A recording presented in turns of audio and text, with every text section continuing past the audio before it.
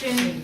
At the beginning of the year, this is directed to Mr. Adams, and it asks for a response from Mr. Brandriff also. At the beginning of the year, you voted against an independent panel hearing ethic code violations. And what does Mr. Brandriff believe? I will ask you to respond to it, and then I'll ask Mr. Brandriff. Since it's directed to you. She's asking you to respond. Yes. At the beginning of the year, you voted against an independent panel hearing ethic code violations. And what does Mr. Brandriff believe? Okay, we have an ethics code for overseeing the electeds, plus those that serves on boards and commissions.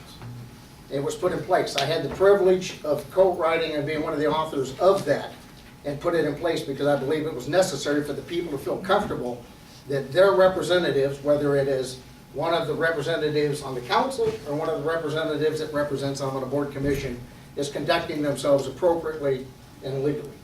And we had a flawless system that was working well. We made a change, and in that change it became a political baseball. Mr. Brandriff was a victim of it. I was a victim of it.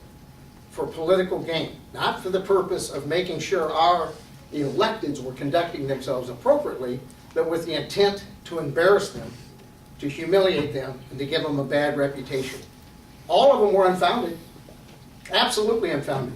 But it opened a door for those people who would use it as a tool for political gain and not to make sure we have honest representation from our councils and our board members. What we put in place originally guaranteed you that you had honest representation from your elected representatives and your appointed representatives, and that is the job of us, is to make sure that you're sure that your representatives are honest and above board.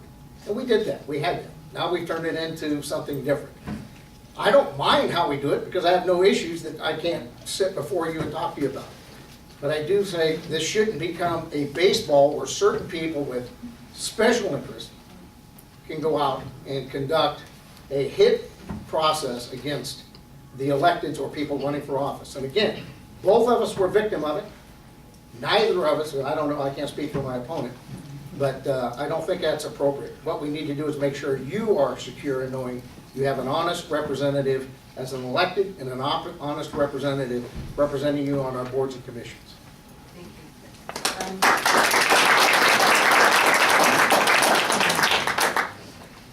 The reason this change came about at the beginning of the year was because there were several groups. The Latino Network was one of them. I believe the group was one.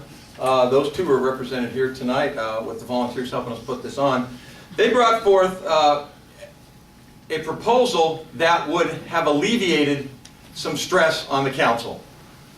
They thought that the council should not be put in a position of having to rule negatively on their colleagues because they have to work together with them every day. So they decided to offer a solution to that problem, and the solution to that problem was to put together an independent panel. The independent panel, no connection to any of the city council people. They're randomly chosen from boards and commission chair people.